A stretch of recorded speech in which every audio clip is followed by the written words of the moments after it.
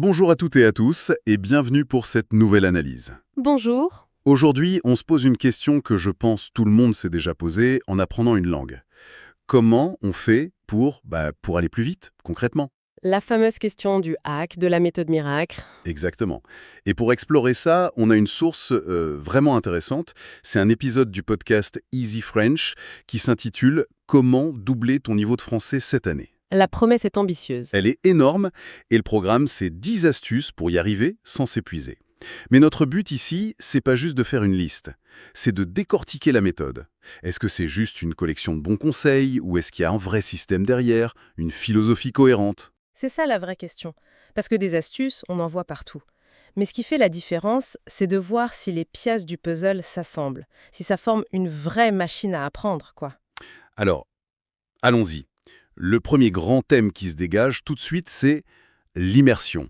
L'idée de transformer son quotidien en une sorte de salle de classe invisible. Hmm, On commence avec l'astuce numéro 1, elle est toute simple, mettre son téléphone en français. le classique. Le classique, mais ils sont honnêtes dessus. Ils disent « La première semaine, c'est un peu la galère, on cherche ses menus, mais l'argument est fort. En un mois, on absorbe des centaines de mots, paramètres, notifications, de manière totalement passive. Oui, et ce qui est génial avec ça, c'est que ça cible un objet qu'on a en main tout le temps. L'effort, il est minime au départ, c'est juste un réglage. Mais l'exposition, elle est massive. Des dizaines, des centaines de fois par jour. » C'est vrai. On ne se dit pas, tiens, je vais étudier. On se dit, je vais voir mes mails.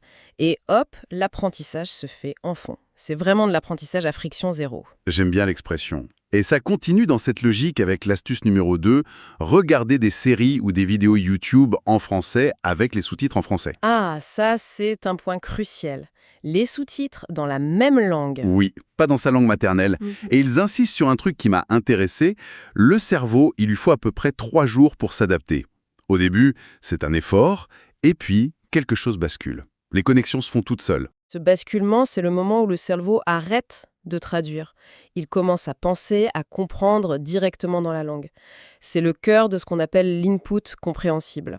D'accord? On s'immerge dans un contenu qu'on comprend, disons, à 80%, et notre cerveau, qui déteste le vide, il bosse tout seul pour combler les 20% qui manquent. Et l'association du son et du texte, c'est un accélérateur incroyable. L'œil aide l'oreille. Et ce trio de l'immersion se complète avec l'astuce 7. Écouter un podcast facile chaque jour. L'idée, c'est de remplir les temps morts, la marche, la vaisselle, les trajets. Inner French, ce genre de choses. C'est ça, ils citent Piece of French, Inner French, des podcasts avec un débit assez lent. Mais ma question, c'est comment on sait qu'un podcast est facile? On ne risque pas de se décourager si on ne comprend que la moitié? C'est une excellente question. En fait, la règle d'or, c'est si on arrive à suivre l'idée générale sans mettre sur pause toutes les 10 secondes, c'est le bon niveau. Il ne faut surtout pas viser 100% de compréhension. Ah, c'est contre-intuitif ça. Complètement. Le but, c'est de se laisser porter. Et ce qui est fascinant, c'est que ces 3 astuces, mises ensemble, elles créent un vrai bain linguistique.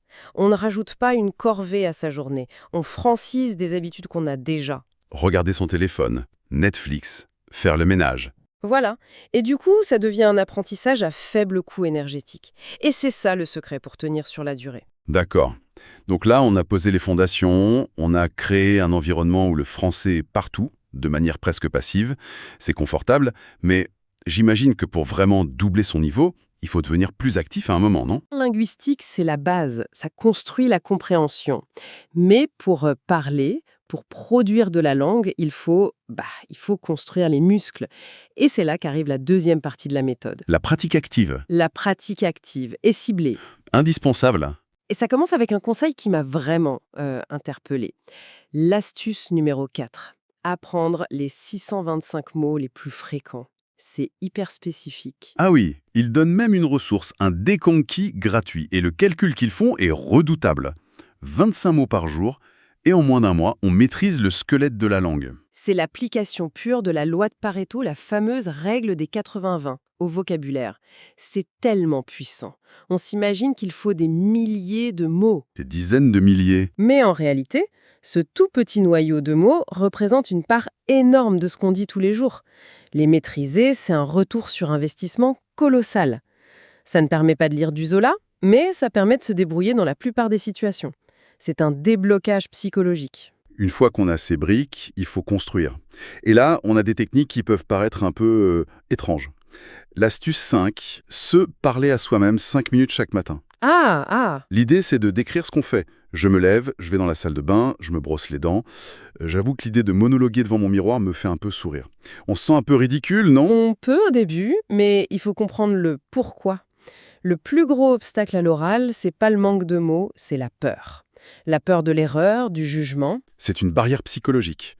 On s'entraîne dans un environnement à risque zéro. Il n'y a personne pour juger. On pratique la mécanique. On automatise la construction des phrases. C'est comme faire des gammes pour un pianiste. C'est un exercice technique, pas une performance. Vu comme ça, c'est un espace sécurisé pour l'oral. Dans la même logique de sport de la bouche, il y a l'astuce 3, le shadowing. 10 minutes par jour. On écoute une phrase, pause, et on la répète à voix haute en imitant l'intonation, le rythme. La musique de la phrase. C'est ça.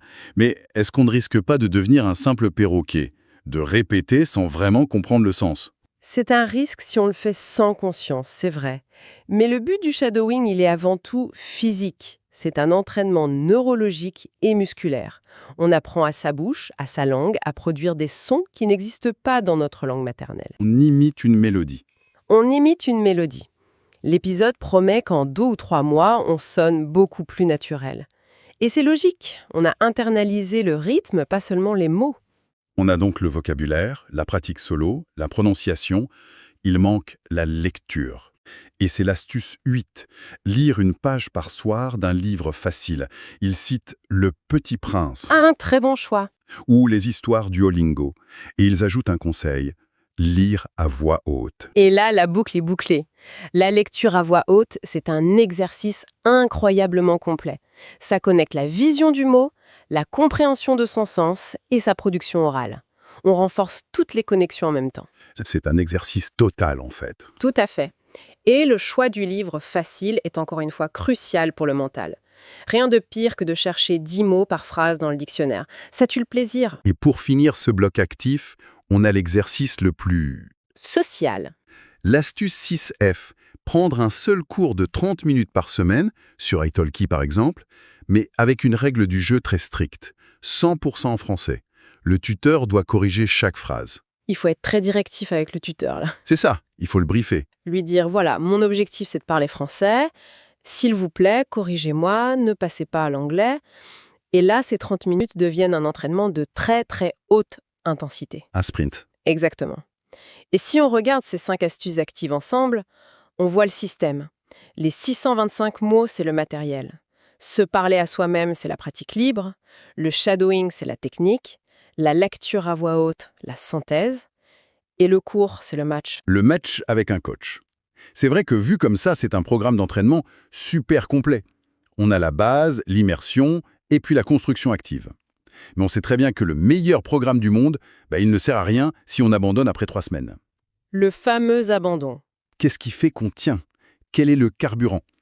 Et là, on arrive au 3e et dernier pilier, le mindset, la gestion de la motivation. C'est le nerf de la guerre. L'ennemi numéro 1 de l'apprenant, c'est ce sentiment affreux de stagner. On a l'impression de travailler, de passer des heures et de ne plus progresser. C'est la première cause d'abandon. Le fameux plateau. Ce mur invisible, exactement. Et les 2 dernières astuces s'attaquent précisément à ça. Et elles le font de 2 manières qui sont très complémentaires. D'abord, l'approche qualitative. L'astuce 9. Noter chaque petite victoire dans son téléphone. J'adore celle-là. L'exemple donné est tout bête. Aujourd'hui, j'ai compris une blague dans un podcast. Ils disent que ça booste la motivation comme jamais. Ça paraît presque trop simple pour être vrai. Et pourtant, c'est d'une puissance psychologique redoutable. C'est de la neuroscience en fait. C'est la boucle de la récompense. Notre cerveau est câblé pour répéter ce qui mène à une sensation positive. Une dose de dopamine. C'est exactement ça. En prenant 1 minute pour acter une victoire, même une toute petite, on dit à son cerveau « Tu vois, l'effort a payé, c'était bien ». Ça renforce le comportement. On fabrique sa propre motivation en fait. C'est de l'auto-encouragement, mais formalisé. Et pour équilibrer ce côté subjectif, il y a l'approche quantitative, l'astuce 10, compter ses heures de pratique chaque semaine. Le tableau de bord. Voilà. Il suggère 10 heures par semaine en incluant l'écoute passive. Et la projection est parlante, hein. Ça fait 500 heures sur un an. Un volume qui permet d'atteindre un niveau B2 solide. Mais le risque, ce n'est pas de tomber dans une obsession du chiffre et d'oublier le plaisir. C'est là que la combinaison des deux est brillante. Elle s'équilibre. Noter les victoires, c'est la preuve qualitative, émotionnelle du progrès. C'est ce qui nourrit le plaisir, Le ressenti. le ressenti. Et compter les heures, c'est la preuve quantitative, objective, rationnelle de l'effort. C'est le filet de sécurité. Les jours où on a l'impression d'être nul, où on n'a aucune victoire à noter, on regarde son compteur et on se dit « Ok, le feeling n'est pas là, mais j'ai fait mes 10 heures, j'ai avancé, même si je ne le sens pas. L'un nourrit l'émotion, l'autre la discipline. » C'est exactement ça. Donc, si on résume, on a bien un système complet. 3 piliers. Le premier, l'immersion sans effort. On modifie son environnement. Le deuxième, la pratique active et ciblée. Des exercices courts, intenses. Et le troisième, la gestion de la motivation. C'est une synthèse parfaite. Et la philosophie générale qui se dégage de tout ça, c'est de faire du français non plus une matière à étudier, mais un mode de vie. C'est bien dit. Chaque conseil vise à réduire les barrières, à intégrer la langue dans des routines qui existent déjà. On ne se bat plus contre son emploi du temps, on infuse ses journées de français. C'est ça qui rend la démarche durable. D'ailleurs, la conclusion de l'épisode est très pragmatique. Ils disent « N'essayez surtout pas de tout faire en même temps. Choisissez 3 de ces 10 astuces, celles qui vous parlent le plus, et commencez demain. La régularité avant la quantité. » Le conseil le plus sage. Il vaut tellement mieux appliquer 3 stratégies à 100% que 10 à 20%. On commence petit, on ancre l'habitude, on sent les premiers progrès, et c'est cette dynamique qui donne l'énergie pour la suite. C'est un éclairage vraiment passionnant. Pour finir, les créateurs terminent sur une phrase toute simple. « Parle français, même si c'est pas parfait. » Et ça m'amène à une dernière pensée. Au-delà des techniques, des heures comptées, à quel moment un apprenant bascule-t-il? À quel moment est-ce qu'on cesse de voir ses erreurs comme des échecs pour enfin les accepter et même les chérir comme les preuves qu'on est tout simplement en train de vivre dans la langue?